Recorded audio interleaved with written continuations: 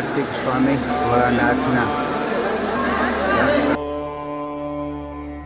फालनेत्रसुताय नमः।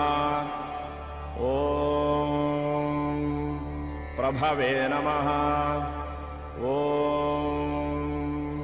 पिङ्गलाय नमः।